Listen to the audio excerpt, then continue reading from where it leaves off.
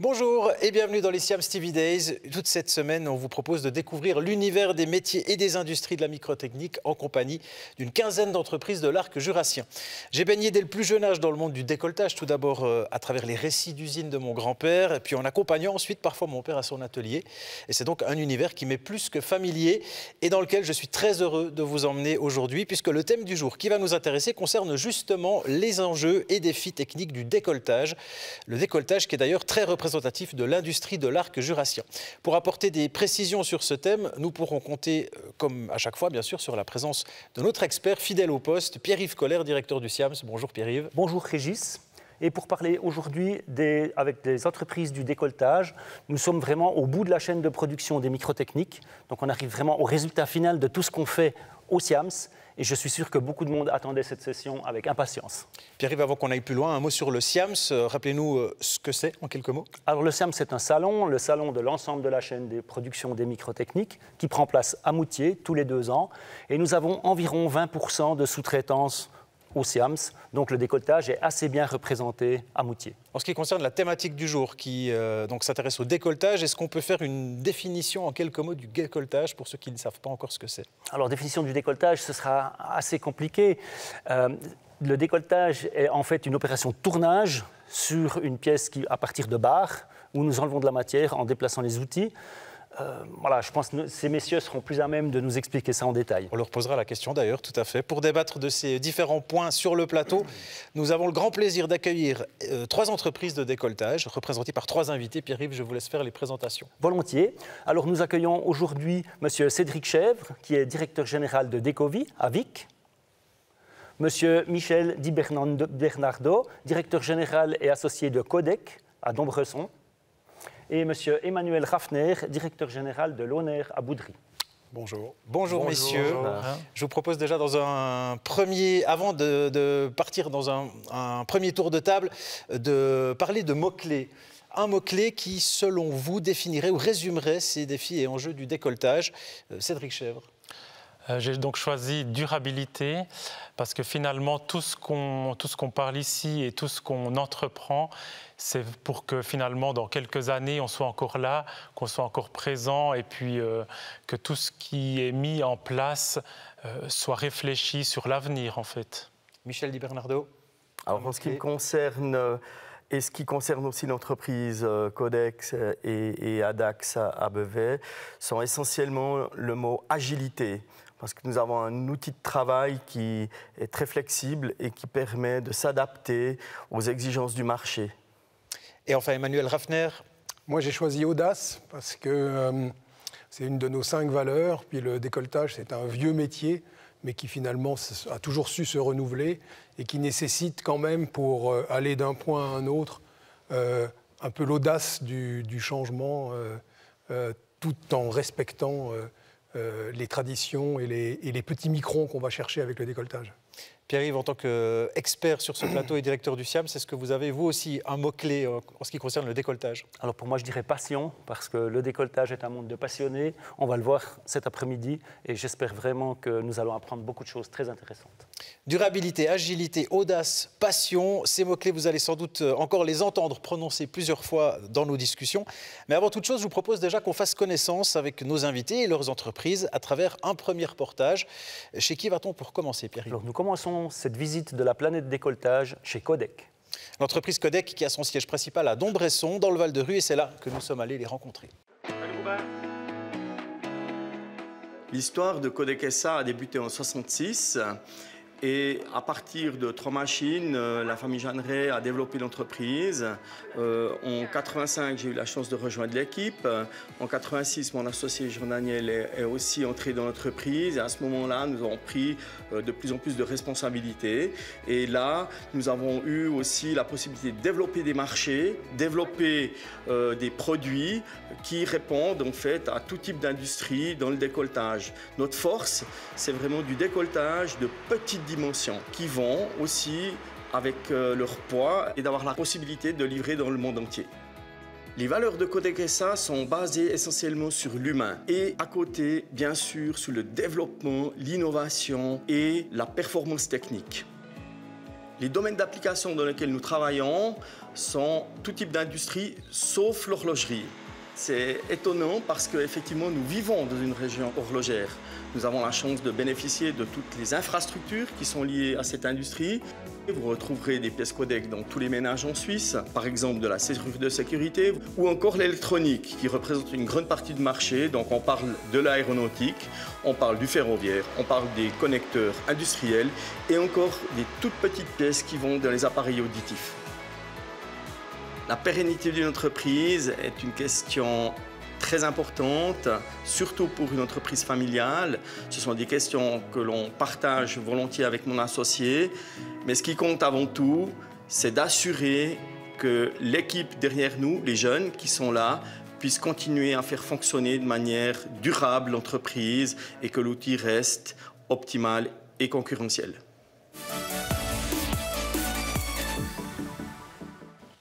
On est toujours dans les Siam Stevie Days. Michel Di Bernardo, on l'a vu dans le reportage concernant les secteurs d'activité de l'entreprise Codec.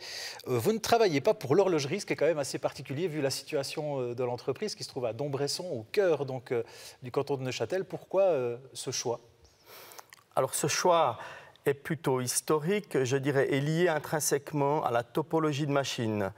Pierre-Yves Koller a bien décrit le décolletage à partir de barres. La spécificité de nos machines, qui sont les machines escomatiques, travaillent à partir de fils. Donc la différence, elle est intrinsèque aussi du fait que les outils tournent autour de la matière et non pas la matière qui tourne et les outils qui vont dedans. Ceci donne une certaine autonomie, une certaine rapidité d'exécution, mais aussi, disons, une différence au niveau de la précision qui fait que ces machines sont moins enclins à faire de l'horlogerie et nous avons beaucoup plus de succès dans les autres domaines d'activité, surtout du fait que l'on arrive à distribuer nos produits dans le monde entier. Justement, on l'a vu, l'entreprise Codec est active dans tout un tas d'autres domaines d'activité. Quels sont peut-être pour les autres, enfin pour vous trois finalement, les domaines d'activité qui marchent fort en ce moment dans le décolletage? Est-ce qu'on peut les lister ou est-ce qu'il y en a un en particulier qui sort du lot? Emmanuel Raffner. Ouais, l'horlogerie, évidemment. Enfin, évidemment, ça n'a pas toujours été le cas, mais ça l'est aujourd'hui. Et puis quand même, je dirais que le décolletage suisse, par sa particularité d'être vraiment du décolletage de toutes petites pièces, parce que le métier, on va le trouver en Allemagne, on va le trouver en France, on va le trouver dans bien des endroits du monde, mais destiné peut-être depuis l'origine à des pièces plus grandes. Le décolletage en Suisse, il est né avec l'horlogerie et puis il s'est concentré sur vraiment le tout petit. Du coup, les applications sont diverses parce que ça peut être le médical où il y a de plus en plus de recherche de miniaturisation. Bah, ça peut être le métier de Michel pour tout un tas d'applications de produits de la vie quotidienne, mais qui eux aussi ont tendance à se miniaturiser, à être plus précis. Et donc des pièces de décolletage, on en trouve effectivement partout. Et même si c'est un métier très ancien, c'est un métier qui a quand même su se renouveler au fil des années et même des siècles et qui est aujourd'hui un petit peu incontournable par sa technologie qui sait faire de la très haute précision sur des gros volumes. Cédric Chèvre. Je rejoins ce que disait Emmanuel. C'est vrai que c'est l'horlogerie qui actuellement tire vraiment le marché vers le haut. C'est là qu'on a connu aussi notre grande croissance ces dernières années. Et puis, on essaie de se diversifier. Alors nous, à contrario, on est plutôt actifs dans du décolletage un petit peu plus grand diamètre. On sera plutôt à l'aise au-delà de 10 mm et jusqu'à 65 mm. Néanmoins, dans l'habillage horloger, sur des pièces de plus grand diamètre, on rencontre aussi beaucoup de succès. Et puis, c'est vraiment ce marché-là qui dope les ventes, si on veut dire. Vous parlez de diversification. Est-ce que de nouveaux marchés sont possibles, s'ouvrent au monde du décolletage? Je pensais notamment à l'automobile qui est en train de se réinventer avec l'avènement de plus en plus de voitures électriques. Est-ce que ça vous amène peut-être de nouveaux marchés à vous, décolleteurs? De notre côté, c'est ce que... Effectivement, nous avons remarqué que cette transition sur l'électrique pouvait ouvrir des portes et c'est ce qui a aussi motivé notre conseil d'administration l'année passée de peaufiner notre structure et de partir dans une certification IATF qui nous permettra d'aborder ces nouveaux marchés. Il faut savoir que la technique de l'automobile est de toujours presser les prix. Donc, si on fait partie de l'initiation des produits, ça nous permet aussi d'innover des techniques de fabrication très intéressantes et compétitives. Je rejoins aussi Emmanuel dans le sens que c'est la taille des pièces, en ce qui nous concerne, qui fait notre force. Et l'avantage d'être atypique nous permet aussi de mieux ressentir l'évolution des marchés. Donc nous, la force des marchés, elle est cyclique. Bien qu'il y ait certaines entreprises, types d'industries qui sont très répétables, comme par exemple la serrure de sécurité, tout le monde construit des maisons, a besoin de pièces pour fermer ses portes. Néanmoins, on remarque aujourd'hui une transition dans les besoins. Si pendant la période de Covid, il y avait une forte demande pour l'appareillage industriel et l'appareillage domestique, aujourd'hui, certainement lié aussi un peu aux événements de l'aéronautique qui reprennent, aux événements des besoins de machines et d'autres composants, c'est l'électronique qui commence à reprendre beaucoup plus d'ascendant. Et aussi, on a vu que la partie appareil auditif est repartie très forte parce que pendant la période, je dirais, Covid et de l'année passée, les gens restaient tranquillement à la maison. Là, ils rebougent, ils ont envie d'avoir autre chose. Et c'est vrai qu'il y a une transition dans les besoins qui nous permet de prévoir ou en tout cas d'envisager de l'évolution au niveau des demandes. Emmanuel Raffner. Alors oui, il y a beaucoup d'applications nouvelles pour le décolletage. Nous, s'agissant de l'Oner, je dois dire qu'on a plutôt choisi la stratégie depuis maintenant une dizaine d'années de nous focaliser sur deux métiers, l'horlogerie et le médical. Pourquoi ? Parce qu'il y a déjà beaucoup à faire dans ces métiers-là, ça c'est la première chose. Et puis chaque métier se spécialise lui-même. Se réglemente lui-même, les normes, les réglementations. Alors je ne dis pas que c'est toujours agréable, mais c'est en tout cas nécessaire. Et pour être vraiment en phase et avec les exigences de nos clients, ça devient, à mon sens, de plus en plus difficile de servir beaucoup d'industries en même temps. Donc nous, on a fait ce choix, mais c'est clair qu'à l'intérieur même de ces métiers, notamment le médical, on voit avec les nouvelles technologies apparaître des pièces nouvelles très diverses. Cédric Chèvre. Alors, vos collègues sur ce plateau ? Je les rejoins. C'est vrai que Decovy n'a jamais été très actif dans le domaine automobile. Maintenant, avec les nouvelles technologies qui arrivent, je dirais que le domaine de la mobilité, de manière générale, est quelque chose sur lequel on essaie de se développer. Mais on est fortement inspiré quand même par le domaine horloger actuellement et puis le domaine médical où on a réellement envie d'aller, aussi poussé par le groupe Acrotech qui essaie de baser sa croissance tant sur le médical que sur l'horlogerie. Et puis finalement, ces deux marchés qui sont déjà très énergivores en termes de ressources, le médical de par la question procédurielle, des procédures, des normes, etc. Et puis l'horlogerie de par son volume et puis les exigences techniques. Donc ce marché dont vous parliez tout à l'heure, qui est les nouvelles... l'automobile et plus précisément les véhicules électriques peut-être, c'est un marché sur lequel on est attentif, mais où on met pas tellement l'accent actuellement. Pierre-Yves, les pièces qui sortent des usines de décolletage sont partout autour de nous, on l'a vu.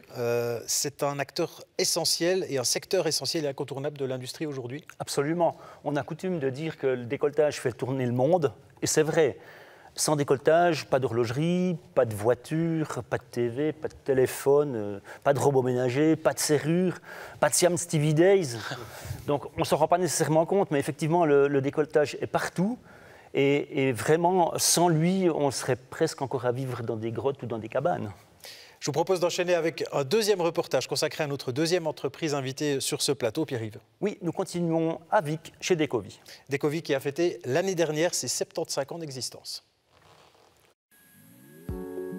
L'histoire de Decovy, elle est très intimement liée en fait à mon grand-père Denis Chèvre qui a démarré dans un garage finalement au centre du village de Vic Et puis il a démarré très modestement en sortie de la Deuxième Guerre mondiale. Donc on vivait à l'époque des moments difficiles. Et puis il a eu le courage de démarrer, d'abord avec quelques décolleteuses, etc. Et puis finalement, après une croissance relativement lente, c'est vraiment sous l'impulsion de mon père, il y a maintenant bientôt 40 ans, que l'entreprise a réellement décollé pour ressembler à ce qu'elle est à peu près maintenant. Les valeurs qu'on essaie d'inculquer, finalement, c'est des valeurs qui sont liées à notre histoire, mais c'est des valeurs familiales. Et finalement, même qu'on a rejoint un groupe il y a une quinzaine d'années, on a essayé de garder ça. Donc, c'est des valeurs liées au respect, c'est lié au partage des informations, à la possibilité aux gens de s'exprimer. Et puis la proximité avec les employés, c'est quelque chose qu'on essaie vraiment d'ancrer au plus profond de nos valeurs pour que ça transpire dans les ateliers également. Decovy a aussi une part internationale parce qu'on exporte aussi dans une quinzaine de pays.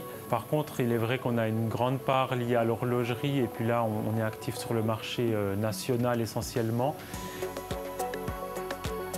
L'avenir de l'entreprise, en tout cas à court terme, s'annonce très bien parce qu'on a des très belles perspectives de nos clients et je suis très confiant et on est aussi ambitieux. On a de grandes ambitions pour Decovy, pour les années à venir et en témoigne notamment l'agrandissement qui est en train de se réaliser à l'arrière de notre bâtiment.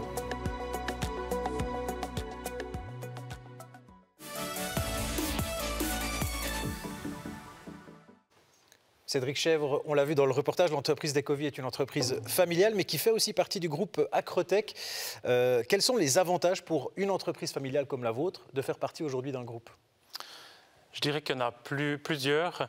Déjà, de un, c'est ne pas porter seul toutes ses responsabilités. C'est vrai que on est ensemble, on est plusieurs, on a des belles synergies, on peut discuter avec les différents directeurs du groupe, des autres sociétés du groupe, on peut échanger sur des problématiques. Commercialement aussi, il y a un beau réseau commercial qui est tissé. Et puis, de manière générale, ça nous a permis aussi d'assurer la succession. C'est-à-dire que quand mon père a décidé de vendre la société, ça m'a permis de ne me pas sentir obligé de la rejoindre ou même de la reprendre. Et finalement, je l'ai quand même fait. C'est-à-dire que le groupe favorise vraiment ce développement et cette succession familiale. Et puis, je pense que c'est tout à l'honneur de ce groupe de favoriser ça, parce que finalement, c'est l'humain et c'est les hommes qui la composent, qui ont fait la valeur de ces entreprises et puis qu'il y a une telle continuité.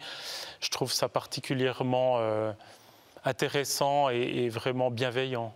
Vous parlez justement de la place de l'humain dans les entreprises. Parlons plus précisément de la place de l'humain dans les entreprises de décolletage et dans vos entreprises à vous. On a l'impression que de plus en plus dans l'industrie aujourd'hui, il y a une forme d'horizontalité qui se développe dans les prises de décision. Est-ce que vous ressentez ça aussi à l'intérieur de vos entreprises? Est-ce que, quelque part, les collaborateurs sont appelés à prendre une place de plus en plus importante et jusque dans les prises de décision? Emmanuel Raffner. Alors, oui, certainement, mais lié au fait, à mon sens, pas seulement de l'évolution sociétale, mais de la manière dont on sait mieux gérer les données. C'est-à-dire que alors c'est passé par l'industrie 4.0, c'est maintenant la phase d'après qui est de dire on arrive à non seulement collecter nos données, ça on le faisait depuis longtemps, mais on arrive maintenant à savoir s'en servir. C'est un peu banal ce que je dis, mais c'est bien d'avoir des données, mais finalement ça sert à quoi? Et aujourd'hui, on a dans nos équipes des gens qui sont plus dans des fonctions d'analyse de la donnée et de prise de décision par rapport à ça, de manière horizontale, dans une certaine mesure, oui, parce que en même temps, il faut que ça se fasse par un travail d'équipe. Donc ce qu'on essaye, nous tous, mais je veux dire chez Loner aussi de favoriser, c'est déjà la communication, la confiance mutuelle dans les équipes, oser dire ce qui se passe. Et ça paraît simple ce que je dis là, mais chez nous, ça a pris plusieurs années de travail culturel pour que le matin, quand on arrive à la petite réunion du matin, tout le monde ose dire ce qui ne va pas. Parce que dire ce qui va, ok, mais c'est moins intéressant le matin que de savoir, voilà, il s'est passé ça hier, voilà ce qu'il y a eu comme défaut. Et cette Et de ce point de vue-là, ça crée de l'horizontalité, mais au sens positif du terme, c'est-à-dire au sens du partage et d'une prise de décision commune sur la base de données qui sont maîtrisées. Donc, on ne fonctionne plus en silo, on fonctionne ensemble.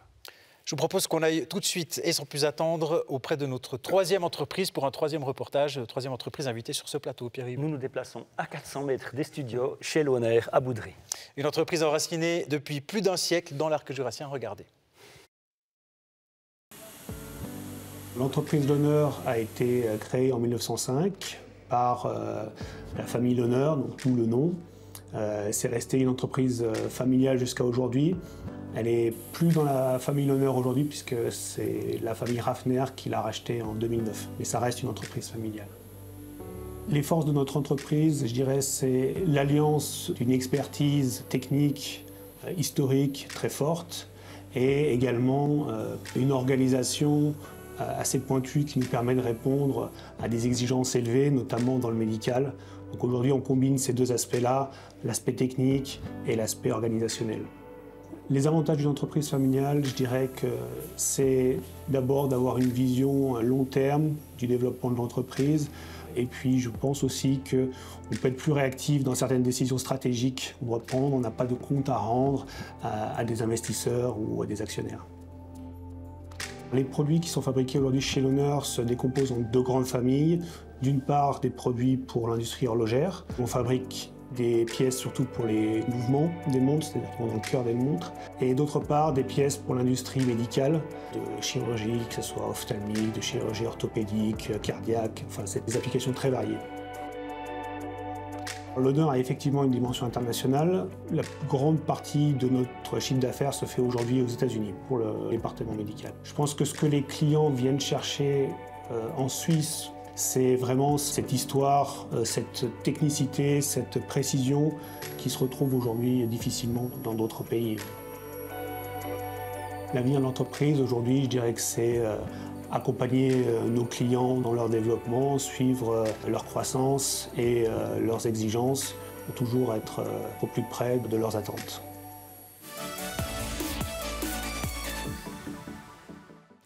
Le décolletage est un savoir-faire précieux, une spécialité de la région. Avec les pénuries de personnel qu'on connaît aujourd'hui dans le monde de l'industrie, est-ce que ce savoir-faire est en danger selon vous, Michel Di Bernardo? Effectivement, c'est une grande thématique. Le recrutement est aujourd'hui très difficile parce qu'il y a le plein emploi. C'est pour ça aussi que de notre côté, nous avons toujours mis en valeur la formation des apprentis. Donc de tout temps, l'entreprise Codec a mis en avant cette formation technique qui est celle du décolletage. Et nous avons en permanence 6 à 8 apprentis qui se répartissent sur les 3 à 4 ans de formation. Et c'est pour nous une grande richesse. On a la chance aussi de participer à l'aventure du CAGE, qui est le centre de formation de l'arc jurassien, qui se trouve à Chaux-de-Fonds pour notre région. Avec cette collaboration, nous pouvons aussi bénéficier d'aides tant techniques qu'administratives pour, si j'ose dire, dégrossir les jeunes et ensuite peaufiner avec nos spécialistes la formation de ces jeunes. Et en principe, le 80-90% des formations d'apprentis débouchent sur ensuite un engagement. Et le deuxième créneau est pour nous de devoir faire de la post-formation. Il arrive souvent que des gens qui sont de métiers, par exemple, mécanique automobile, ou même, nous avons eu des charpentiers, des boulangers, qui se sont reconvertis au décolletage.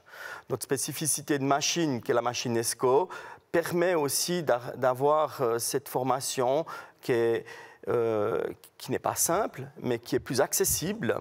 Et du fait que ces machines sont aussi fabriquées au Genève-sur-Coffrin, donc dans le canton de Neuchâtel, il faut le soulever, la même vallée que nous d'ailleurs, nous avons toujours gardé cet ADN de formation et de transmission. Et je rejoins aussi Emmanuel dans le côté, je dirais, horizontalité, de par l'histoire de Codec. Quand j'ai commencé, on était 27 employés, aujourd'hui nous sommes 150.